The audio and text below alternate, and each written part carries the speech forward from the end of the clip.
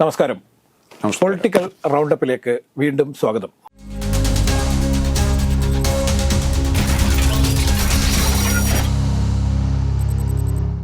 നമസ്കാരം.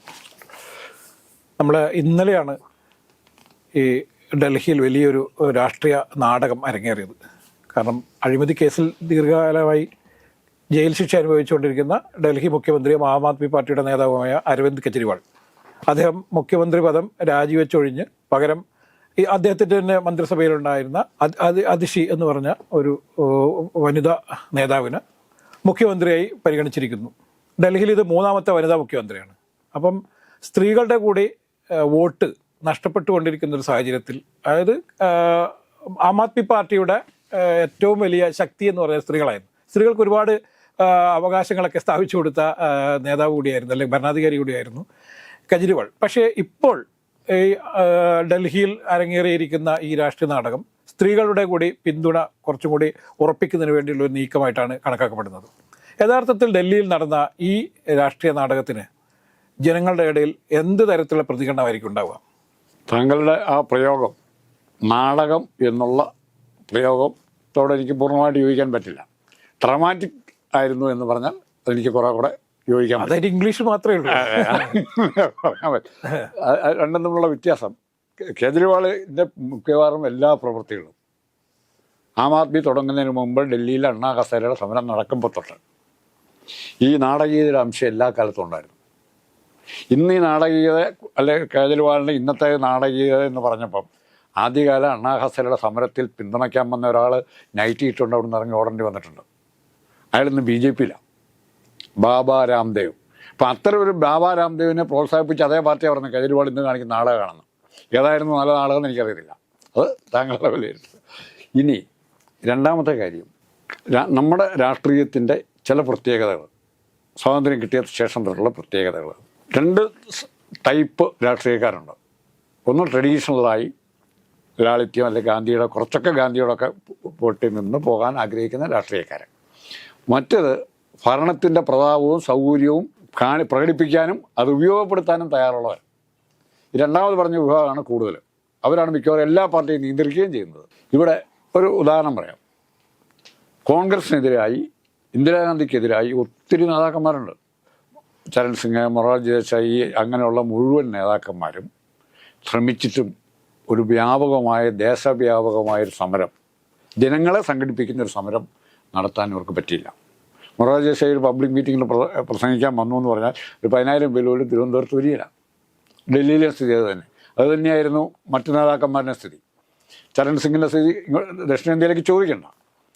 ആ സന്ദർഭത്തിൽ ഗുജറാത്തിൽ നിന്ന് തുടങ്ങിയ വിദ്യാർത്ഥി സമരത്തെ പ്രോത്സാഹിപ്പിക്കാൻ സാക്ഷാൽ ജയപ്രകാശ് നാരായണനെ വേണ്ടു. ജയപ്രകാശ് നാരായണൻ്റെ ഒരു സംഘടനയില്ല, ആകെയുള്ളത് ഗുഡ് വിൽ, ത്യാഗത്തിൻ്റെ, സിംപ്ലിസിറ്റിയുടെ ഗുഡ് വിൽ. ആ ഗുഡ് വില്ലാണ് ഒരു വലിയ മാസ് മൂവ്മെൻ്റായി ജനറേറ്റ് ചെയ്ത് ഇന്ദിരാഗാന്ധിക്ക് അടിയന്തരാവസ്ഥ പ്രഖ്യാപിക്കാനും പിന്നീട് അത് പിൻവലിക്കാനും കാരണമായിട്ട് മാറുന്നത്. അപ്പം ഇവിടെ അണ്ണാ ഹസാരെ എന്ന് പറയുമ്പോൾ കേജ്രിവാൾ തന്നെ ആ സമരത്തിന് വലിയ പ്രയോജനമില്ല. ജനസാധാരണ ഒരു സമരം, ബ്യൂറോക്രാറ്റിക് സമരം എന്നുള്ള രീതിയിൽ അത് തള്ളപ്പെട്ടു പോയേനെ. പക്ഷേ അണ്ണാ ഹസാരയുടെ ത്യജിക്കാനുള്ള മനസ്സ് കേജ്രിവാൾ, ഇപ്പം നിങ്ങൾ പറഞ്ഞാൽ തിരിച്ചു പറയാം, നന്നായി മാർക്കറ്റ് ചെയ്യാൻ ആർക്ക് പറ്റി? കേജ്രിവാളിന് പറ്റി. അവിടെ തുടങ്ങണത്. പിന്നെ രണ്ടാമത്, BJPക്ക് രണ്ട് ഘട്ടത്തിൽ പരാജയപ്പെട്ടു. രണ്ട് തന്ത്രങ്ങൾ BJPയുടെ പാടി. ഒന്ന്, അടിയന്തരാവസ്ഥ വിരുദ്ധ സമരത്തിൽ ജയപ്രകാശ് മൂവ്മെൻറ്റുമായി എല്ലാ RSSകാരും സഹകരിച്ചു. ക്രമത്തിൽ ജനതാ പാർട്ടിയെ കൈപ്പിടിയിൽ ഒതുക്കാമെന്ന് വിചാരിച്ചു. പക്ഷേ ആ നീക്കം അവിടെ തടയപ്പെട്ടു. അത് BJPക്ക് ഏറ്റവും ഒരു തിരിച്ചടിയായിരുന്നു. അതേ ശ്രമം തന്നെയാണ് അണ്ണാ ഹസാരയുടെ സമരത്തിലും BJPയുടെ ക്രെഡിറ്റ് സഹായിച്ചു. ഇവർ അണ്ണാ ഹസാരെ ആ ശ്രമം പരാജയപ്പെടുത്തിയത് കേജ്രിവാളാണ്. കേജ്രിവാൾ സ്വന്തമായി ഒരു പാർട്ടി ഉണ്ടാക്കി, ആം ആദ്മി പാർട്ടി ഉണ്ടാക്കി മത്സരിക്കാൻ പോകുന്നു എന്ന് പറഞ്ഞപ്പോൾ അവിടെ BJPക്ക് പ്രവർത്തനം നിൽക്കേണ്ടി വന്നു. കാരണം ഡൽഹിയിൽ BJPക്ക് തനതായ ഭരണം വേണം, അതായത് കണക്കൂട്ടൽ. പക്ഷെ മറിച്ച് കേജ്രിവാൾ സ്വന്തമായി പാർട്ടി ഉണ്ടാക്കി. അതിനെ എതിർത്ത് ആം ആദ്മിയിൽ ഉണ്ടായിരുന്നവരെല്ലാം, അത് ശ്രദ്ധിക്കണം, VK സിംഗ് ആണെങ്കിലും കിരൺ ബേഡി ആണെങ്കിലും ഇവരെല്ലാം അവസാനം ചെന്നെത്തി എവിടെയാണ്? അരുൺ നെഹ്റു ആണെങ്കിലും BJP ചെന്നെത്തി. ഇവർക്കൊക്കെ അരുൺ നെഹ്റുവിൻ്റെയൊക്കെ കാര്യം പറയുമ്പോൾ VP സിംഗിൻ്റെ കൂടെ ഉണ്ടായിരുന്നവർ പലരും, അവരെല്ലാം BJP ചെന്നെത്തി. അപ്പോൾ അത്തരം ഒരു രാഷ്ട്രീയ സാഹചര്യത്തിൽ നിന്നും വ്യത്യാസമായി കേജ്രിവാൾ ഇത്രയും കാലം ഭരിച്ച് ആ ഭരണത്തിൻ്റെ തന്നെ മധുവിധമൊക്കെ കഴിഞ്ഞ് ഹാർഡ് റിയാലിറ്റീസുമായിട്ട് ജനങ്ങൾ ഫേസ് ചെയ്യാൻ തുടങ്ങി. കേജ്രിവാളിൻ്റെ പഴയ ചാരിസ്മ കുറഞ്ഞു. ഇവിടെ കേജ്രിവാളിനെ ഈ അവസരം നല്ലതാണ് എന്ന് മനസ്സിലാക്കി, അല്ലെ കോൺഗ്രസുമായിട്ട് സ്വല്പം അകന്ന അവസരം നല്ലതാണ് എന്ന് മനസ്സിലാക്കി BJP ഭംഗിയായി കേജ്രിവാളിനെ ട്രാപ്പിലാക്കാൻ തുടങ്ങി. BJPക്ക് അതിനകത്ത് ഒരൊറ്റ പ്രശ്നം ഉണ്ടാവുന്നുള്ളൂ. കേജ്രിവാളിനെ അഴിമതി കേസിൽ അറസ്റ്റ് ചെയ്ത് അകത്തിടുമ്പോൾ 10 പൈസയിലാണെങ്കിലും 10,000 കോടിയിലാണെങ്കിലും അവിടെ BJPക്ക് പറ്റുന്ന തെറ്റ്, ഒരു BJPക്കാരെ പോലും അല്ലെ BJPയിലേക്ക് കാല് മാറി ഒരു നേതാവിനെ പോലും അഴിമതി കേസിൽ അറസ്റ്റ് ചെയ്യുന്നില്ല. നമ്മൾ വിശ്വസിക്കണോ? BJPയിലേക്ക് അജിത് പവാർ അഴിമതിക്കാരനല്ലെന്ന് നമ്മൾ വിശ്വസിക്കണോ?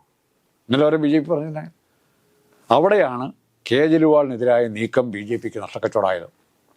പക്ഷെ അത് വീണ്ടും ജയിലിൽ കിടന്ന് വീണ്ടും കോടതികൾ ജാമ്യം കൊടുക്കാതെ വന്നപ്പോൾ ജനം വിചാരിച്ചു കോടതി ഇത്രയും കാലം ജാമ്യം കൊടുക്കുന്നില്ല, അപ്പോൾ എന്തെങ്കിലും കാര്യം കാണില്ലേ എന്ന് ഡൽഹിയിലെ സാധാരണക്കാർ വരെ ചിന്തിച്ചു തുടങ്ങി. ആ സമയത്താണ് കോടതി ജാമ്യം കൊടുക്കേണ്ടി വരികയും ചെയ്യുന്നു. ആ കിട്ടിയ അവസരം, ആദ്യത്തെ അവസരം കേജ്രിവാൾ തിരിച്ചടിച്ചു. അതാണ് കേജ്രിവാളിൻ്റെ രാജി. ഇനി വരാനിരിക്കുന്ന സംഭവങ്ങൾ നാളെ എങ്ങനെ മാറ്റപ്പെടും എന്നുള്ളത് അവിടെ കോൺഗ്രസിൻ്റെയും BJPയുടെയും പിന്നീടുള്ള നിലപാടുകളാണ്. എന്തോ ക്വസ്റ്റ്യൻ ഉണ്ടോ? വല്ലതും പറഞ്ഞു. അപ്പോൾ ഈ പിന്നീടുള്ള നിലപാടെന്ന് പറയുമ്പോൾ ഉദാഹരണത്തിന് നാളെ കോൺഗ്രസ് ഇപ്പോൾ എതിർത്ത് വന്നിട്ടുണ്ട്. കോൺഗ്രസ് എതിർക്കുന്നതിന് ഒരൊറ്റ കാരണമേ ഉള്ളൂ. ഷീലാ ദീക്ഷിതിനെ തോൽപ്പിച്ച ആളാണ് കേജ്രിവാൾ, വേറെ കാര്യമൊന്നുമില്ല. അല്ല, ഡൽഹിയിലെ കോൺഗ്രസിന്റെ അഡ്രസ് ഇല്ലാതാക്കിയ ആൾ എന്നാണ്. അഡ്രസ് ഇല്ലാതാക്കിയ ആൾ. അപ്പോൾ ഷീലാ ദീക്ഷിതിൽ കൂടെ അഡ്രസ്സ് കണ്ടുകൊണ്ടിരുന്നവരും ഷീലാ ദീക്ഷിതിന്റെ കറപ്ഷനെയാണ് എതിർത്തത്. അതെ, ഷീലാ ദീക്ഷിതിനെ മാത്രമല്ല, ഷീലാ ദീക്ഷിതിനെ ആ കറപ്ഷൻ ചാർജിൽ നിന്ന് രക്ഷപ്പെടുത്താൻ വേണ്ടി കേരള ഗവർണറായിട്ട് നിയമിച്ചു. ആ കോൺഗ്രസ്സാണ് പറയുന്നത് കേജ്രിവാൾ അഴിമതിക്കാരനാണെന്ന്. ജനം വിശ്വസിക്കുകയില്ലയോ? ആ പ്രചരണം ശക്തമാകുമ്പോൾ ഇത്തരം ഇഷ്യൂ രംഗത്ത് വരും. മാത്രമല്ല, ഈ BJP ഒരു പ്രമുഖ കക്ഷിയായി വന്ന ശേഷം ഇന്ത്യയിൽ പല സംസ്ഥാനങ്ങളിലുള്ള ഒരു പ്രധാനപ്പെട്ട കാര്യം, 2 പാർട്ടികളുണ്ടാവുള്ളൂ.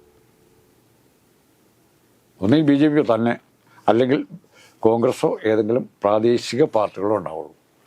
ഇവിടെ ആം ആദ്മിയും BJP തമ്മിലുള്ള ഫൈറ്റിലേക്ക് ഇത് വരുമ്പം കോൺഗ്രസ് അപ്രസക്തമായിക്കൊണ്ടിരിക്കും. ഇനി അടുത്ത സ്റ്റേജിലേക്ക് പോയി കഴിഞ്ഞാൽ കേജ്രിവാൾ, ഇപ്പോൾ തൽക്കാലം നമുക്ക് കേജ്രിവാളിനൊരു ദേശീയ രാഷ്ട്രീയ പാർട്ടി എന്ന് പോലും പറയാൻ പറ്റില്ല. എന്നാൽ പോലും അല്ല, ഇപ്പം ദേശീയ പാർട്ടിയായി മാറിക്കഴിഞ്ഞു. അതല്ല പറഞ്ഞാൽ പൊതു ജനസ്വാധീനം കൊണ്ട് കേജ്രിവാളിനെ എന്തുകൊണ്ട് ജനം കാണുന്നു, എങ്ങനെ ജനം പിന്തുണയ്ക്കുന്നു? ഞാനും നിങ്ങളും ഈ സ്റ്റുഡിയോയിലല്ലാതെ പുറത്തിരുന്ന് സംസാരിച്ചു കഴിഞ്ഞാൽ നമുക്ക് ഉള്ളു തുറന്ന് സപ്പോർട്ട് ചെയ്യാൻ പറ്റുന്നൊരു പാർട്ടിയോ നേതാവോ ഉണ്ടോ? ഇല്ല എന്നുള്ള സത്യം. ഒരു പാർട്ടിയുടെ നേതാവിൻ്റെ പേര് പറയാമോ? ഇന്ന പോളിസി നടപ്പാക്കും, നമ്മളെ രക്ഷപ്പെടുത്തുമെന്ന് പറയാൻ ആരുമില്ല. ഉണ്ടോ? ആരുമില്ല. ആ സമയത്ത് കേജ്രിവാളിനെ പോലുള്ള ഒരു ആശ്വാസം അവിടെ തെലങ്കാന കോൺഗ്രസിന് ജയിക്കാൻ പറ്റിയ ഇടയ്ക്ക് ഇങ്ങനെ കയറി വന്നോണ്ടാണ് കുറച്ചാൾ. ചന്ദ്രശേഖർ റാവു ഇല്ലായിരുന്നെങ്കിൽ തെലങ്കാന ജയിക്കാൻ പറ്റില്ലായിരുന്നു. കർണാടകത്തിലും ഒന്ന് പോയ ശേഷമാണ് തിരിച്ചു വന്നത്. മറിച്ച് ഇന്നത്തെ ഒരു വ്യത്യാസം, കേജ്രിവാൾ അറിഞ്ഞിരിക്കേണ്ട കാര്യം, ആം ആദ്മിയുടെ നേതാവായിരിക്കുമ്പോഴും രാഹുൽ ഗാന്ധി അഖിലേന്ത്യാ തലത്തിൽ നേതാവായി പരസ്യമായിട്ട് അംഗീകരിക്കാൻ കേജ്രിവാൾ തയ്യാറാകേണ്ടി വരും. ഇല്ലെങ്കിൽ അത് 2 കൂട്ടർക്ക് നഷ്ടക്കച്ചവടമാവും. മമതാ ബാനർജി രാഹുൽ ഗാന്ധി നേതാവായിട്ട് അംഗീകരിച്ചു. കോൺഗ്രസിനെ പല തെറി പറഞ്ഞുകൊണ്ടിരിക്കുമ്പോൾ തന്നെ, ബംഗാളിൽ അങ്ങോട്ടും ഇങ്ങോട്ടും തെറി പറയുമ്പോൾ തന്നെ രാഹുൽ ഗാന്ധിയുടെ കൂടെ കൈപിടിച്ച് നിൽക്കുന്നതിന് മമതയ്ക്ക് യാതൊരു മടിയുണ്ടായില്ല. ഇവർ 2 പേരും, മമതയും കേജ്രിവാളും പ്രതിനിധാനം ചെയ്യുന്ന രാഷ്ട്രീയം, അത് നമ്മുടെയൊക്കെ പ്രഡിക്ഷൻ അല്ലെ കാൽക്കുലേഷനുകൾക്കപ്പുറം അവർ വർക്ക് ചെയ്യുന്നത്. നമ്മൾ കാണുന്നതിനപ്പുറം അവർ കാര്യങ്ങൾ കാണുന്നുണ്ട്. ബംഗാളിൽ കോൺഗ്രസിൻ്റെ രാഷ്ട്രീയം ഏറെക്കുറെ തീർന്നു. അതുപോലെ തന്നെ ഇവരുടെ രാഷ്ട്രീയം, മാർക്സിസ്റ്റ് പാർട്ടിയുടെ രാഷ്ട്രീയം തീർന്നു. ഇവിടെ മമതാ ബാനർജി പിടിച്ചു നിൽക്കുന്ന എന്തുകൊണ്ടാണ്? ഇന്ത്യൻ രാഷ്ട്രീയത്തിൽ കേജ്രിവാൾ എന്നുള്ള കാര്യം പറഞ്ഞതുപോലെ തന്നെ മമതാ ബാനർജിയുടെ പ്രത്യേകത എന്ന് പറഞ്ഞാൽ ഏതെങ്കിലും മതസംഘടനകളുടെയോ ജാതിയുടെ പേരിലാണോ മമതയുടെ സപ്പോർട്ട് ബേസ്? ഏതെങ്കിലും സമ്പന്ന വ്യവസായ കുടുംബങ്ങളും മമതയെ സപ്പോർട്ട് ചെയ്യാനില്ല. മമതയുടെ കൈമുതൽ ഞാൻ ആദ്യം മുമ്പേ പറഞ്ഞ സാധാരണക്കാരുമായി ഐഡൻറ്റിഫൈ ചെയ്യാൻ മമതയ്ക്ക് പറ്റിയിരിക്കുന്നു. ആ ഐഡൻറ്റിഫിക്കേഷൻ, ആ താതാത്മ്യം പ്രാപിക്കലാണ് മമതയുടെ കരുത്ത്. കേജ്രിവാളിന് അത് പറ്റിയിട്ടുണ്ട്. കേജ്രിവാൾ ഇന്നലെ ജനങ്ങളെയാണ് തടയാനായിട്ട് നിർത്തിയിരിക്കുന്നത്. കേജ്രിവാൾ മാറി, രംഗത്തുനിന്ന് മാറി. അവിടെ ഒരു പ്രധാനപ്പെട്ട തിയറി, കേജ്രിവാൾ ചെയ്തിരിക്കുന്ന ഒരു തിയറി, ജനാധിപത്യത്തിൽ ഏറ്റവും അതിൻ്റെ ശക്തിയും ബലവുമായൊരു തിയറിയുണ്ട്, ഇൻവിസിബിലിറ്റി തിയറി. അറിയാം, ഇൻവിസിബിലിറ്റി എന്ന് പറഞ്ഞാൽ നമ്മളെ ഭരിക്കുന്ന ആരാ നമുക്കറിയത്തില്ല. ഉദാഹരണം പിന്നെയും ബാലകൃഷ്ണപിള്ള തന്നെ പറയാം. ബാലകൃഷ്ണപിള്ള ട്രാൻസ്പോർട്ട് മന്ത്രി, നമുക്കറിയാം ബാലകൃഷ്ണപിള്ളയാണ് ട്രാൻസ്പോർട്ട് ഭരിക്കുന്നതെന്നാണ് നമ്മുടെ ധാരണ. നശിപ്പിച്ച് നാലാണക്കല്ല് പിടിച്ചു. നമ്മുടെ എല്ലാ എതിർപ്പും ആരോട്? ബാലകൃഷ്ണപിള്ളക്കെതിരായിട്ട് മാറുകയാണ്. ഈ ബാലകൃഷ്ണപിള്ളക്കെതിരായിട്ട് എതിർപ്പ് മാറുമ്പം ഭരണകൂടം എന്ത് ചെയ്യുമെന്ന് വെച്ചാൽ സാവധാനം ബാലകൃഷ്ണപിള്ള പുറകോട്ട് വിളിക്കും, വേറൊരാളെ മുന്നോട്ട് വയ്ക്കും. അപ്പോൾ നമ്മൾ അടുത്ത ഇടി അവനോട് തുടങ്ങുകയാണ്. അപ്പം നമ്മുടെ എനർജി മുഴുവൻ അപ്പോൾ ആരാണ് ഭരിക്കുന്നത്? ബാലകൃഷ്ണപിള്ള തന്നെയാണോ ഭരിക്കുന്നത്? ട്രേഡ് യൂണിയനാണോ ഭരിക്കുന്നത്? അങ്ങനെ പല പ്രശ്നങ്ങളുണ്ട്. അപ്പോൾ ഇത് ആരാണ് ഭരിക്കുന്നത് എന്നറിയാത്തത് കൊണ്ട് പുതിയ പുതിയ മുഖങ്ങളെ മുന്നോട്ട് വയ്ക്കുകയാണ്. കേജ്രിവാൾ ഇവിടെ സമർത്ഥമായിട്ട് ചെയ്തു. അവിടെ ഭരിക്കുന്ന കേജ്രിവാൾ അല്ലെന്ന് പറഞ്ഞാൽ ആരും വിശ്വസിക്കരുവോ? അല്ല, പിൻസീറ്റ് ഡ്രൈവിംഗ് ആണെന്ന് എല്ലാവർക്കും അറിയാം. പിൻസീറ്റ് ആണെങ്കിൽ പോലും കേജ്രിവാൾ നാളെ അത്യാവശ്യം എറിയാനായിട്ടൊരു മുഖം വേറെ മുന്നോട്ട് വെച്ചിട്ടുണ്ട്. അല്ല, അതാ ഞാൻ പറഞ്ഞത്, സ്ത്രീകളുടെ കൂടുതൽ വിശ്വാസം ആർജിക്കുന്നതിന് വേണ്ടിയിട്ടും അതുപോലെ തന്നെ ഇപ്പം നിരന്തരമായി പറഞ്ഞുകൊണ്ടിരിക്കുന്ന ഒരു വിഷയമുണ്ടല്ലോ, അതായത് ഏറ്റവും വലിയ അഴിമതി നടത്തിയ ഒരാളാണ് മുഖ്യമന്ത്രിയായിട്ട് ഇരിക്കുന്നത് എന്നുള്ളതാണ്. പക്ഷേ ഞാനിതിൽ കാണുന്ന അങ്ങനെയല്ല. ഞാൻ രാഷ്ട്രീയ നാടകം എന്ന് പറയാനുള്ള കാരണം, സുപ്രീം കോടതി വലിയ ഉപാധികളോടെയാണ് ഇദ്ദേഹത്തിന് ജാമ്യം നൽകിയിരിക്കുന്നത്. സ്വാഭാവികമായിട്ടും മുഖ്യമന്ത്രിയുടെ ഓഫീസിൽ പോകാൻ പാടില്ല എന്നും ഒരു ഉത്തരവിലും ഒപ്പിടാൻ പാടില്ല എന്ന് പറയുന്നത് പിന്നെ എന്ത് മുഖ്യമന്ത്രിയായിട്ടിരിക്കുന്നു? അവിടെയാണ് ഈ ഗത്യന്തരമില്ലാത്ത രാജിവെച്ചു എന്നുള്ള ഞാൻ തിരിച്ചു ചോദിച്ചാൽ, ഒപ്പിടാൻ നിർത്തില്ല എന്നാ അവിടെ ഇരിക്കണമെന്ന് ചോദിച്ചാൽ, അങ്ങനെ ഒരാളെ പിടിച്ചെന്തിനാ അങ്ങനെ ഒരു സ്ഥാനത്ത് ഇരുത്തുന്ന? മുഖ്യമന്ത്രിക്ക് പോകാൻ പറയത്തില്ലേ? അല്ല, അതല്ലേ ഏറ്റവും നല്ലത്. അപ്പൊ മുഖ്യമന്ത്രി അല്ലേ പറയണ്ടേ? ഗവർണർക്ക് പറയാം. ഗവർണർ പറഞ്ഞു കഴിഞ്ഞാൽ ഒന്നും ഭൂരിപക്ഷമുള്ള ഒരു സർക്കാരിന് അതൊന്നും ചെയ്യാൻ പറ്റില്ല. കാരണം ഇപ്പൊ ജയിലിൽ കിടന്നിട്ട് ഇന്ത്യന്റെ ചരിത്രത്തിൽ തന്നെ ആരും മുഖ്യമന്ത്രി പദത്വം ഇത്രയും കാലം അത് മുഴുവൻ അയാളുടെ നാളെ പ്രചരണത്തിന്റെ ഏറ്റവും പ്രധാനപ്പെട്ട ആയുധമാണ്. അപ്പൊ ഗവർണർ രാജിവെക്കാൻ വേണ്ടി പറഞ്ഞാലും ചിലപ്പോൾ രാജിവെക്കാൻ പറ്റില്ല. പിന്നെ ചെയ്യേണ്ടതെന്ന് പറഞ്ഞാൽ ഭൂരിപക്ഷമുള്ള ഒരു സർക്കാരിനെ പിരിച്ചുവിട്ട് കഴിഞ്ഞാൽ BJPക്ക് അറിയാം അവിടെ വീണ്ടും വലിയ മൃഗീയമായ ഭൂരിപക്ഷത്തിൽ ആം ആദ്മി പാർട്ടിയെ തിരിച്ചു വരുന്നറിയാം. അതെ. അപ്പം യഥാർത്ഥത്തിൽ ഇപ്പൊ ഇദ്ദേഹം തന്നെ വീണ്ടും തെരഞ്ഞെടുപ്പ് നേരത്തെ നടത്തണമെന്ന് അപേക്ഷിച്ച് നോക്കി. രക്ഷയില്ലാതെ വന്നപ്പോഴാണ് അദ്ദേഹം മുഖ്യമന്ത്രി പദം ഒഴിഞ്ഞിട്ട് അത് അദ്ദേഹത്തിന്റെ ഏറ്റവും വിശ്വസ്തയായ മറ്റൊരു നേതാവിലേക്ക് കൈമാറാൻ വേണ്ടി തീരുമാനിക്കുന്നത്. ഇത് പിൻസീറ്റ് ഡ്രൈവിങ്ങിന് വേണ്ടിയിട്ടാണെന്ന് എല്ലാവർക്കും അറിയാം. കാരണം അവിടെ കുറച്ചുകൂടി സീനിയർ ആയിട്ടുള്ള നേതാക്കന്മാരുണ്ടായിട്ട് പോലും 5ഓളം നേതാക്കന്മാരെ പരിഗണിച്ചിട്ട് പോലും അദ്ദേഹം അവസാനം അതിശി തന്നെ വരട്ടെ എന്ന് തീരുമാനിച്ചതിൻ്റെ പേരിൽ 2 ലക്ഷ്യങ്ങളാണ് ഉണ്ടായിരുന്നതാണ് എനിക്ക്. കാരണം ഒന്ന്, അദ്ദേഹം പറയുമ്പോൾ മാറിക്കൊടുക്കാൻ പറ്റുന്ന ഒരാളായിരിക്കണം. ഇല്ലെങ്കിൽ മറ്റു പല സ്റ്റേറ്റുകളിൽ സംഭവിച്ച പോലുള്ള ചില രാഷ്ട്രീയ ദുരന്തങ്ങൾ അവിടെ സംഭവിച്ചേക്കാം. ഛത്തീസ്ഗഡിലുണ്ടായിട്ടുണ്ട്, പല സ്ഥലങ്ങളിലും, ജാർഖണ്ഡിലുണ്ടായിട്ടുണ്ട്, അങ്ങനെ പല സ്ഥലങ്ങളിലും ഈ വിഷയം ഉണ്ടായിട്ടുണ്ട്. അപ്പം അത്തരമൊരു സിറ്റുവേഷൻ ക്രിയേറ്റ് ചെയ്യാതിരിക്കാൻ വേണ്ടിയിട്ട് ഇപ്പം നമുക്കറിയാം, തമിഴ്നാട്ടിൽ ജയലളിത ജയിലിൽ പോകുന്ന സമയത്ത് പനീർശെൽവത്തെ ആയിരുന്നു മുഖ്യമന്ത്രി സ്ഥാനത്തേക്ക് കൊണ്ടുവന്നത്. കാരണം പനീർശെൽവം എന്ന് പറയുന്നത് മുഖ്യമന്ത്രി ജയലളിത ഇരുന്ന കസേരയിൽ പോലും കയറിയിരിക്കാൻ ധൈര്യമില്ലാതിരുന്ന അത്രയും വിശ്വസ്ത വിധേയനായിരുന്ന ആളാണ് അദ്ദേഹം. മുഖ്യമന്ത്രി ജയലളിത പിന്നീട് ജയിലിൽ നിന്ന് തിരിച്ചു വന്നപ്പോൾ ഒരു നിമിഷം പോലും കാത്തിരിക്കാതെ രാജിവെച്ചൊഴിഞ്ഞ് മുഖ്യമന്ത്രി ആവാനുള്ള സൗകര്യം ഉണ്ടായി കൊടുത്തു. അതേപോലെ തന്നെ ഇദ്ദേഹം ഈ കേസിൽ നിന്ന് ഏതെങ്കിലും തരത്തിൽ വിടുതൽ വാങ്ങിക്കഴിഞ്ഞാൽ, കോടതിയുടെ ഉപാധികളിൽ നിന്നൊക്കെ രക്ഷപ്പെട്ടു കഴിഞ്ഞാൽ തീർച്ചയായും വീണ്ടും ആ സ്ഥാനത്തേക്ക് വരാൻ പറ്റും എന്ന് കൃത്യമായ ബോധ്യത്തോടുകൂടിയാണ് അദ്ദേഹം ഇപ്പം സ്ഥാനത്യാഗം നടത്തിയിരിക്കുന്നത്. അത് ആം ആദ്മി പാർട്ടിയിൽ വരും കാലത്ത് വലിയ രീതിയിലുള്ള അഭിപ്രായ ഭിന്നതയ്ക്ക് കാരണമാവില്ല എന്നുള്ള എൻ്റെ ഒരു ചോദ്യം. അതിൽ നിയമസഭാ കക്ഷിയായാലും സംഘടനാപരമായാലും 2 തരത്തിലുള്ള നേതൃത്വമുണ്ട്. ഒന്ന്, സംഘടനയിൽ കൂടെ വളർന്ന് സംഘടന കൊടുക്കുന്ന ബലം കൊണ്ട് നേതാവുന്നത്. രണ്ടാമത്, സംഘടനയ്ക്ക് വേണ്ടി ജനപിന്തുണ ആർജിക്കുന്ന നേതാവ്, ജനങ്ങളെ ആകർഷിക്കാൻ പറ്റുന്ന നേതാവ്, കൂടുതൽ വോട്ട്. ഇവിടെ അച്യുതാനന്ദനും പിണറായി വിജയനും 2 ഉദാഹരണം പറയാം. അച്യുതാനന്ദൻ പക്ഷേ സംഘടനാപരമായ പിൻബലം ആദ്യകാലത്തുണ്ടായിരുന്നു. ഈ കാലഘട്ടം ഇത് ഇങ്ങനത്തെ ഒരു ലീഡർഷിപ്പ് പാറ്റേൺ വളർന്നു. ഈ കേജ്രിവാൾ ഇത് 2ഉം കൂടെയാണ്. 2 അധികാരം പുള്ളി കയ്യിൽ വെച്ചേക്കുവായിരുന്നു. ഇപ്പോൾ സംഘടനാപരമായ നേതൃത്വം പുള്ളിക്കാണ്, ഇപ്പോഴും ഉണ്ട്. പ്രധാന മുഖ്യമന്ത്രി എന്നുള്ള നേതൃത്വം പുള്ളിക്കുണ്ട്. മോഡി, അമിത്ഷാ എന്ന് പറയുന്ന ഒരാൾ ഉള്ളത് കൊണ്ട് മാത്രം ഇങ്ങനെ 2ആയിട്ടുണ്ട്, ലീഡർഷിപ്പ് ഉണ്ടെന്ന് പറയാം. ഈ ലീഡർഷിപ്പ് ബൈഫർക്കേഷൻ ഇന്ത്യയിൽ ഒരിക്കലും ഉണ്ടായിട്ടില്ല, പല സ്റ്റേറ്റിലും. ഇവിടെ കർണാടകം തന്നെ പിരിക്കാനാണ് നോക്കിയിരുന്നത്. പിന്നെ ഘടകകക്ഷികളുടെ കളി കൊണ്ട് മാത്രമാണ് കർണാടകനെ ഒന്ന് ഒതുക്കാൻ ഇവർക്ക് പറ്റിയത്. അവിടെ ജയലളിത തന്നെ. അപ്പോൾ അവിടെ നമ്മൾ മൂന്നാമത് കേജ്രിവാൾ ഭരിക്കുന്ന ഇപ്പം മൻമോഹൻ സിംഗിൻ്റെ കാലത്ത് സോണിയാഗാന്ധിയെക്കുറിച്ച് പറഞ്ഞിരുന്നാൽ പിൻസി ഡ്രൈവിംഗ് എന്നല്ലേ പറഞ്ഞിരുന്നത്. മൻമോഹൻ സിംഗിനെതിരായിട്ടുള്ള ഏറ്റവും വലിയ ആരോപണം എന്നായിരുന്നു.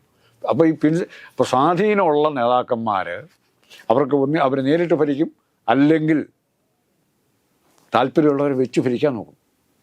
ഇപ്പോൾ കേജ്രിവാൾ ചെയ്തിരിക്കുന്നതാ. മാത്രമല്ല, ഇപ്പോൾ കേജ്രിവാളിന് കിട്ടാൻ പോകുന്ന ആനുകൂല്യം എന്ന് പറയുന്നത്, എൻ്റെ വിശ്വാസം, എൻ്റെ കണക്കുകൂടലാണ്, ഹരിയാനയിലും മഹാരാഷ്ട്രയിലും തെരഞ്ഞെടുപ്പ് വരുമ്പോൾ അവിടെ രണ്ടിടത്തും BJPക്ക് തിരിച്ചടി കിട്ടാനും കോൺഗ്രസ് ജയിക്കാനും സാധ്യതയുണ്ട്.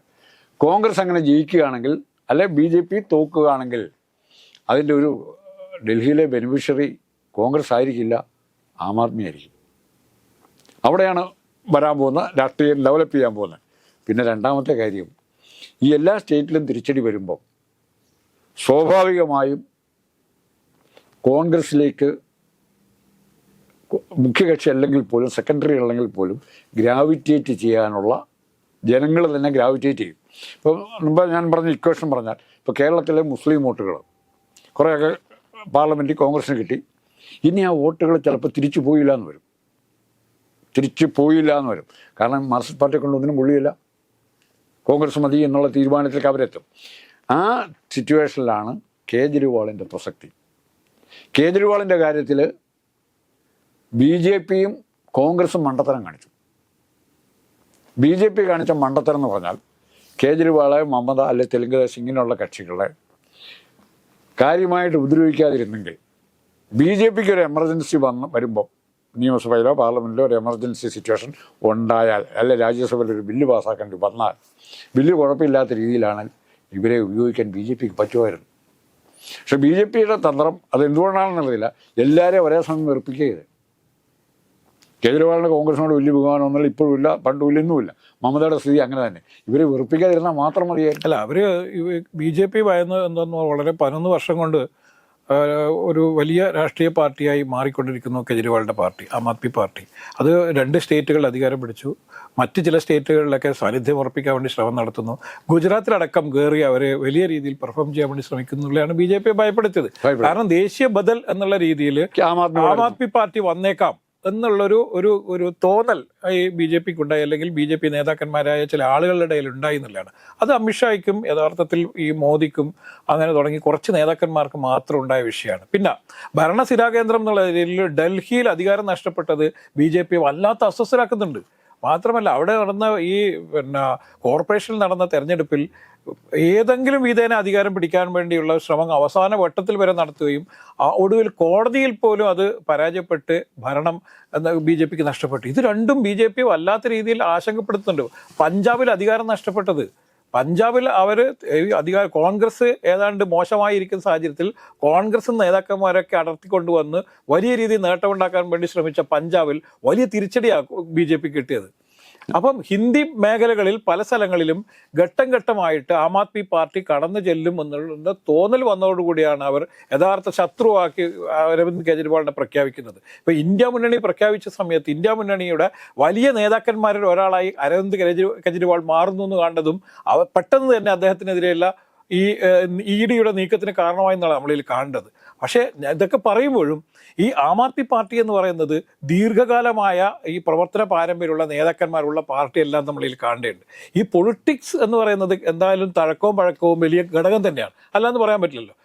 അപ്പോൾ ഇത്തരത്തിലൊരു രാഷ്ട്രീയപരമായിട്ടുള്ള ചില അപക്വമായ നീക്കങ്ങൾ ഈ പലപ്പോഴും ഇവരുടെ ഭാഗത്ത് ഉണ്ടാവുന്നുണ്ടും കൂടി നമ്മളിൽ കാണേണ്ടില്ല. അല്ല, ആ അപക്വം തന്നെയാണ് BJP കാണിച്ചെന്നാണ് ഞാൻ പറഞ്ഞത്. കേജ്രിവാളിനെ ഡൽഹിയിൽ ഒതുങ്ങത്തക്ക രീതിയിൽ വെറുതെ വിട്ടിരുന്നെങ്കിൽ, ഒരു പ്യൂണിനെ പോലും അയാൾ എങ്ങനെ റിബൽ ചെയ്യാതെ എങ്ങനെ ഇരിക്കും? ഒരു പ്യൂണിനെ പോലും ഡൽഹി സെക്രട്ടറി ഒരു പ്യൂണിനെ പോലും അങ്ങോട്ടും ഇങ്ങോട്ടും ട്രാൻസ്ഫർ ചെയ്യാൻ പറ്റുന്നില്ലെങ്കിൽ കേജ്രിവാളിനെ അതുപോലെ ശ്വാസം മുട്ടിയ ഗവർണറുടെ വസതിക്ക് മുന്നിൽ ഇദ്ദേഹം നിരാകരണം. അപ്പം അപ്പം അത് ഇപ്പോൾ നമ്മുടെ ഇവിടുന്ന് പോയ ആനന്ദബോസും ബംഗാളിൽ തല്ലിമടിക്കാൻ പോകുന്ന ഭാഗ്യം, അതാ അവിടുത്തെ സ്ഥിതി. അപ്പോൾ ഇത് മമതയുടെ കാര്യം പറഞ്ഞു, ഇവരെ കൂടെ നിർത്താമായിരുന്ന ശത്രുക്കളാണ്, ഇവരെ എതിർക്കണം. എപ്പോഴാണെന്നറിയോ? ഈ കോൺഗ്രസ് മുക്ത ഭാരത് എന്ന് പറഞ്ഞാൽ കോൺഗ്രസിനെ ഏറെക്കുറെ ഒഴിവാക്കി കഴിഞ്ഞിരുന്നെങ്കിൽ ഇനിയിപ്പോൾ കോൺഗ്രസ് ശക്തിപ്പെടുന്നതനുസരിച്ച് ഇവരെ ഒഴിവാക്കലും പ്രയാസവും. പിന്നെ അഖിലേന്ത്യാ തലത്തിൽ കേജ്രിവാൾ വളരുന്നു എന്ന് പറഞ്ഞാൽ അതിൻ്റെ കാരണം ഇവിടെ പ്രാദേശിക, ഇപ്പോൾ ബംഗാളിൽ വളരാൻ പറ്റുന്നില്ലുണ്ടോ? ബംഗാളിൽ വളരാൻ പറ്റും. വളരാൻ പറ്റില്ല. ഇവിടെ വളരാൻ പറ്റിയത് ഇവിടെ എറണാകുളത്ത് 50,000 വോട്ട് പിടിച്ചു. അതറിയോ? 50,000 വോട്ട് എറണാകുളം പാർലമെന്റ് പിടിച്ചു. എങ്ങനെ പിടിച്ചേ? അനിതാ പ്രതാപ് എന്ന് പറഞ്ഞ ഒരു പഴയ പത്രം. കഴിഞ്ഞ ടൈമിലാണല്ലോ. കഴിഞ്ഞ ടൈമിൽ ഞാൻ പറഞ്ഞ അങ്ങനെയല്ല. ആ ട്രെൻഡ് അല്ല, അത് ദേശീയ തലത്തിൽ ഉണ്ടായ ഒരു ട്രെൻഡ് ഭാഗമായിട്ടാണ്. ആ ട്രെൻഡ് സസ്റ്റെയിൻ ചെയ്യാൻ ഇപ്പൊ പാർട്ടി പോലും ഇല്ല ഇവിടെ. പാർട്ടി പോലും ഇല്ല. ആ ട്രെൻഡ് സസ്റ്റെയിൻ ചെയ്യാൻ അത് പാർട്ടി ഉണ്ടോ ഇല്ലെന്ന് അറിയാൻ പറ്റില്ല. ഈ സാധനം ഇങ്ങനെ കനൽ പോലെ കിടക്കുക. ഒന്നാളിക്കത്തി കേജ്രിവാൾ ഒരു 2 സ്റ്റേറ്റോട് ചോദിച്ചാൽ ഇവിടെയും പൊങ്ങും. ഉദാഹരണം പിറവത്ത് BJP ഒക്കെ 3ാമത് പോയി അസംബ്ലി ഇലക്ഷനിൽ, 2ാമത് CPM, 3ാമത് ആം ആദ്മി വന്നു. ഉദാഹരണമാണ് ഈ അടുത്ത സ്ഥലത്തെ. അപ്പോൾ ആ കേജ്രിവാളിൻ്റെ രാഷ്ട്രീയം എന്ന് പറയുന്നത് നമ്മൾ ഏത് വശത്തേക്കും നാളെ കേജ്രിവാൾ ജനാധിപത്യ വ്യവസ്ഥ പൂർണ്ണമായിട്ട് തുടരുമെന്ന് വിശ്വസിക്കുന്ന ആളല്ല ഞാൻ. അധികാരം കിട്ടിയാൽ അതെങ്ങനെയാണ് എന്ന് ഉപയോഗിക്കാൻ അറിയാവുന്ന ആളാണ്. ഏകാധിപതി തന്നെയാണ് പുള്ളി, ഒരു സംശയമില്ലാത്ത കാര്യം. അപ്പം അത് നമുക്ക് പറഞ്ഞ് ഫലിപ്പിക്കാൻ പറ്റില്ല. പക്ഷേ അയാൾ ചെയ്യുമ്പം ഇപ്പോഴും അയാൾ കാണിച്ചിരിക്കുന്നത് ഞാൻ ജനങ്ങൾക്ക് വിട്ടിരിക്കുന്നു. ജനാധിപത്യ രീതിയിലുള്ളൊരു പ്രക്രിയ. മോഡിയാണ് ഇവിടെ മോഡിക്ക് പറ്റുന്ന കുഴപ്പം. മോഡി ആകെ രാമനെ കൂട്ടുപിടിക്കുന്നു, അമ്പലം, ദൈവം, ഈ സങ്കല്പം നരേറ്റീവ്സ് അല്ല. വേറെ നരേറ്റീവ്സ് മോഡിക്ക് പറയാൻ പറ്റുന്നില്ല. അതിർത്തി സ്റ്റേറ്റുകളിലെല്ലാം മോഡിയുടെ ഇപ്പോൾ മോഡി വിലയിരുത്തപ്പെടേണ്ടാവും ഇവിടെ. അപ്പോൾ കേജ്രിവാൾ ഇവിടെ ഒരു സ്വാന്തനമാണ് എന്നാണ് ഞാൻ പറഞ്ഞത്. കേജ്രിവാൾ ഈ കോൺഗ്രസ് BJP രാഷ്ട്രീയത്തിനിടയ്ക്ക് ജനങ്ങൾക്ക് ഒന്ന് പുറത്തേക്ക് നോക്കി ശ്വസിക്കാൻ പറ്റുന്ന ഒരു വാതിലാണ് കേജ്രിവാൾ. മമത അങ്ങനെയല്ല. മമത അടിച്ച് കയറാൻ തുടങ്ങിയാൽ എവിടെ നിൽക്കുമെന്ന് ആർക്കും പറയാൻ പറ്റില്ല. മമത കാലി വെച്ചാൽ ഇവിടെ ഒരു കത്തെഴുതിയല്ലോ മമത, എൻ്റെ ഉറക്കം ഇവിടെ നഷ്ടപ്പെടുത്തിയാൽ ഡൽഹിയിലും ബീഹാറിലൊന്നും നിങ്ങൾ ഉറങ്ങിയില്ല എന്ന് പച്ചയ്ക്ക് പറയുകയത്. അപ്പോൾ ആ രീതിയിലേക്ക് മമതയും കൂടെ പോയി കഴിഞ്ഞാൽ കേരളത്തിൽ ഇന്ത്യയിൽ ആര് പിടിച്ചു നിർത്തും? ഇപ്പോൾ കേജ്രിവാളിൻ്റെ വളർച്ച കൊണ്ടുള്ള ഏറ്റവും വലിയ നഷ്ടം ഉണ്ടായിരിക്കുന്നത് CPM-നാണ്. CPM-ന് അഴിമതി അല്ലെങ്കിൽ അങ്ങനെയുള്ള കാര്യങ്ങൾ ചിന്തിക്കുന്ന ഒരു വിഭാഗം, ഒരു പാർട്ടി വേണമെങ്കിൽ ഉണ്ടാകാം. ഇവിടെ കുറേ പ്രാദേശിക പാർട്ടിയൊക്കെ ഉണ്ടായല്ലോ. ഒരു പരിധി വിട്ട് മുന്നോട്ട് പോകാൻ പറ്റാത്തതുണ്ട്. അല്ല, ഇതിപ്പോൾ ഇവിടെ ഉണ്ടായ പാർട്ടി എന്ന് പറയുന്നത് ഒന്ന് ആം ആദ്മി പാർട്ടി തന്നെ ഇവിടെ ഉണ്ടായി. പിന്നെ ജനപക്ഷം എന്ന് പറഞ്ഞിട്ടൊരു പാർട്ടി ഉണ്ടായി. പിന്നെ ഉണ്ടായത് ഈ ഇവരുടെ പാർട്ടിയാണ് 2020 എന്ന് പറഞ്ഞൊരു പാർട്ടി. പിന്നെ അതുപോലെയുള്ള ചെറിയ അവരെല്ലാം ഇത് തന്നെ പറഞ്ഞു. കേജ്രിവാളിന്റെ അതേ പ്രസംഗം അതേ പ്രവർത്തനശൈലിയൊക്കെയാണ്. പക്ഷേ കേരളത്തിന്റെ ഒരു രാഷ്ട്രീയ സാഹചര്യം വേറെ ആയതുകൊണ്ടാണ് അവർക്ക് ആർക്കും ഇവിടെ പിടിച്ചേക്കാൻ പറ്റാത്തത്. അതെന്തുകൊണ്ടാണ് ആം ആദ്മി പാർട്ടിക്ക് ഇവിടെ നല്ല നേതാക്കന്മാരെ അവതരിപ്പിക്കാൻ പറ്റിയിട്ടില്ല. ലീഡർഷിപ്പ് ഇല്ലാതെ പോയി. നല്ല നേതാക്കന്മാരെ അവതരിപ്പിക്കാൻ പറ്റിയിട്ടില്ല. ഇപ്പൊ നോക്കൂ, അരവിന്ദ് കെജ്രിവാൾ ജയിലിൽ പോയ സമയത്ത് എന്താ സംഭവിച്ചത്? മറ്റൊരാൾക്ക് അധികാരം കൈമാറാൻ വേണ്ടിയിട്ടുള്ള ഒരു സാഹചര്യം പോലും അദ്ദേഹം അവിടെ സൃഷ്ടിച്ചിട്ടില്ല എന്ന് നമ്മൾ കാണേണ്ടതുണ്ട്. അപ്പൊ എന്തുകൊണ്ടാണ് ജയിലിൽ ഇരുന്ന് അദ്ദേഹം പറഞ്ഞത് എന്താണ്? ജനാധിപത്യത്തെ സംരക്ഷിക്കാൻ വേണ്ടിയിട്ടാണ് ഞാൻ മുഖ്യമന്ത്രി പദവി. അല്ലെങ്കിൽ പിണറായി വിജയൻ അതുകൊണ്ട് ഇദ്ദേഹത്തിന് യഥാർത്ഥത്തിൽ ഒരു 2ാം നിരയെ വളർത്തിയെടുക്കുന്നതിൽ പരാജയം സംഭവിച്ചു എന്നുള്ളത് തന്നെ നമ്മൾ കാണണം.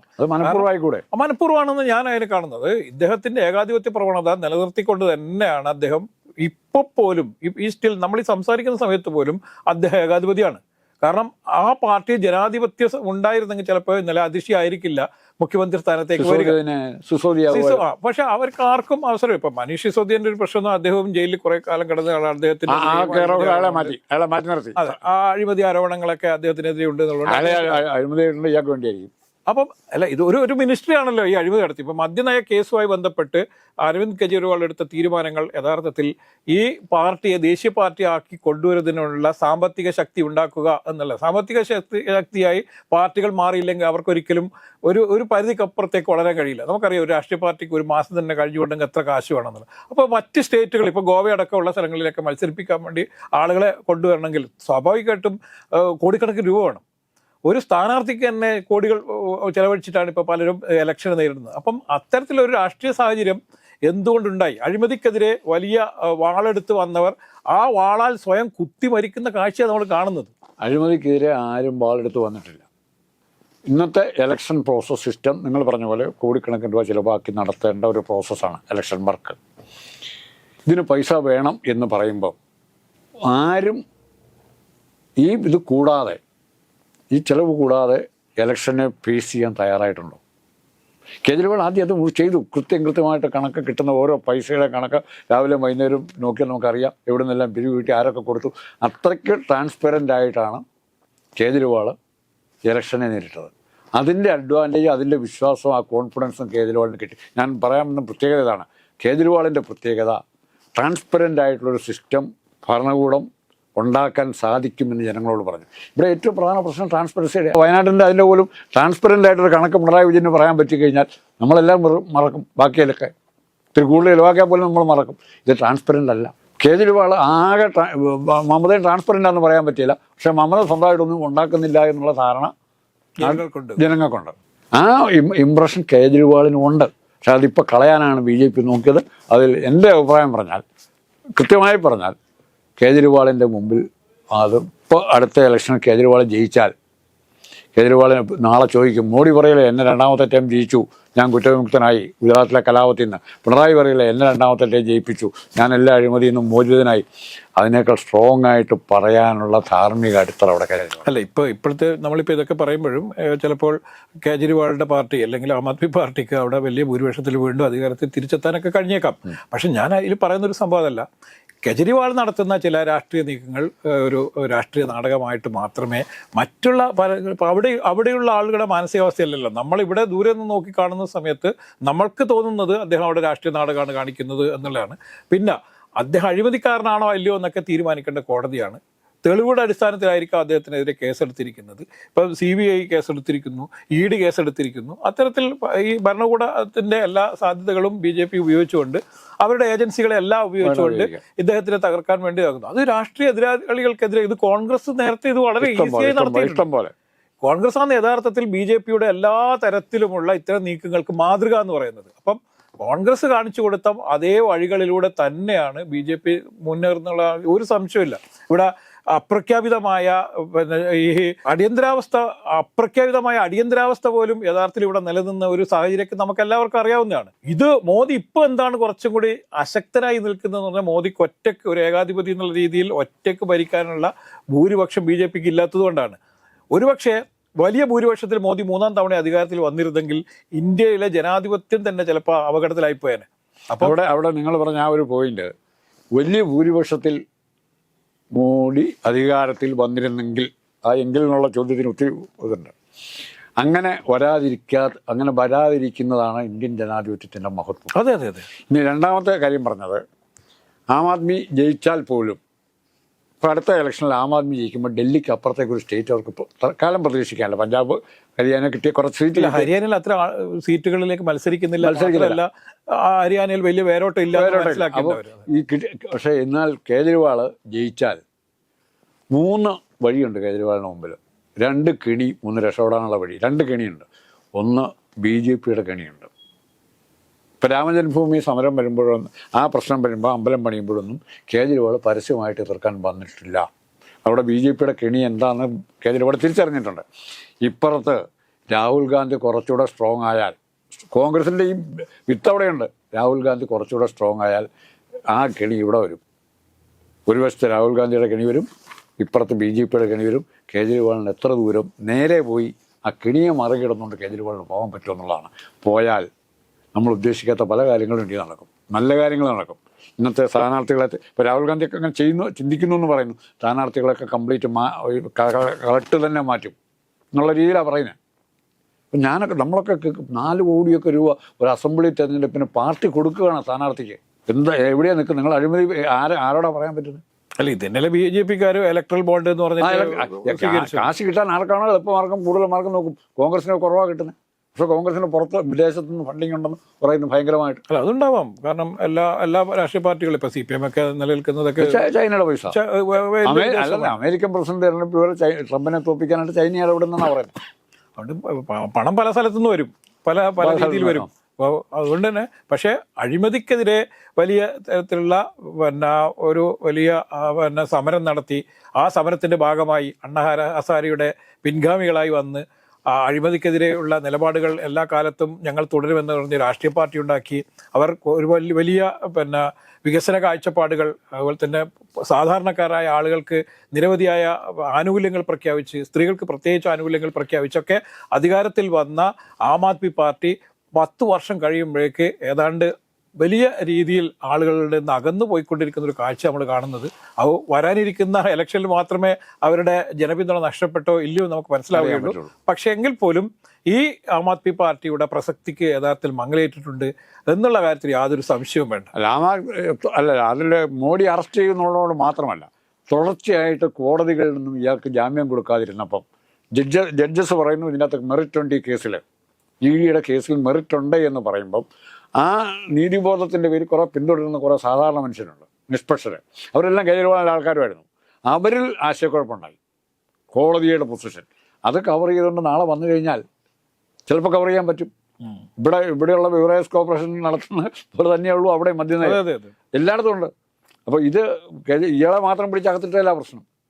പിന്നെ ഇതിലെ ഒരു പ്രശ്നം വെച്ചാൽ സോണിയാഗാന്ധിയും രാഹുൽ ഗാന്ധിയും വിളിക്കുമ്പം ബാക്കി കക്ഷികൾക്കൊക്കെ സന്തോഷമാണ്. കേജ്രിവാളിനെ വിളിക്കുമ്പോൾ കോൺഗ്രസിന് സന്തോഷമാണ്, CPM-നും കുറച്ച് സന്തോഷമാണ്. അവിടെ മമതയ്ക്കെതിരായിട്ട് ഇയാൾ ചെയ്യുമ്പോൾ സന്തോഷമാണ്. ഇവിടെ ഇങ്ങോട്ട് വരുന്നേ ഇല്ലല്ലോ, ഇങ്ങോട്ടിട്ട് വരുന്നേ ഇല്ലല്ലോ. മോഡിയുടെ ഒരു ചിന്ത ഇങ്ങോട്ട് വരുന്നില്ലല്ലോ. പിണറായി വിജയൻ ഇത് സെയിം കേജ്രിവാളിൻ്റെ 4 ഇരട്ടി ഇവിടെ ചെയ്യുന്നുണ്ട്. പ്രശ്നമുണ്ടോ? എന്തേ പ്രശ്നം ഉണ്ടാകത്തെ? അപ്പം അഴിമതി ഒന്നും ഇത് നമുക്ക് പറയാവുന്ന മാത്രമേ ഉള്ളൂ. നാളെ ഈ ജനാധിപത്യത്തിൻ്റെ കേജ്രിവാൾ സ്വയം ഭൂവായിട്ട് പെട്ടെന്ന് പൊട്ടിവളർന്ന അതുപോലെ നാളെ ഏതെങ്കിലും ഫോഴ്സ് ഉയർന്നു വരുമെന്ന് വിചാരിക്കാം നമുക്ക്. ശരി.